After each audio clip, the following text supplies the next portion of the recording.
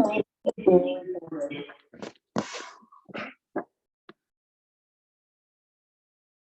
right, guys. So this is the last part of chapter 11 that I want to share with you guys, and it's going to be all about bond redemption. So before we talk about bond redemption, let's just think of the word redemption, to redeem something. So if you was to redeem a prize or a coupon, right? It's to like to bring it back or to gain it back or something, to or turn it in or something of that nature, right? So when we're talking about bond redemption, it's the idea of that a company can call home a bond or redeem a bond before they mature. Okay, so say for instance, we were kind of talking about in many of our examples that we had maybe a 5-year bond, right?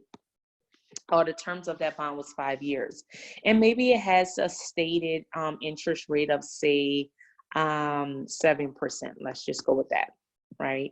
So what we're saying, when there's a bond redemption or when a company or corporation calls a bond home early or redeems it, instead of it going to 5 years, maybe the company will say, hey, it's year number 3, I'm going to take this bond back. Okay, so first off, it has to be written in the bond indenture. It has to be a callable bond before they can do that. But if it's written in the bond, then the company has every right to exercise that option. Okay, now let's talk about why a company may exercise that option in the first place.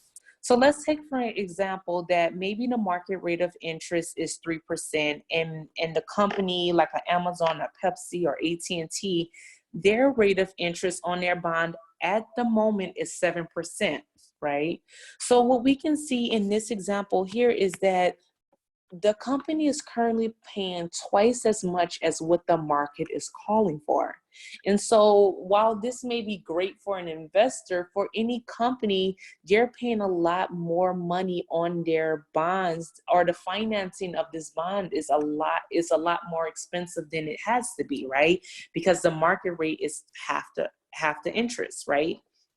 So in that case, to save the company money, right, what they will likely do is redeem or call the bond before they mature, and then they may issue it again at a lower price or a lower interest rate. So following our example, if the company calls a bond home early and it was previously at 7%, what they may do is once they get all of the bonds back, they may reissue it within the same year, except they're now going to reissue it at maybe 3.5% or 3%, right?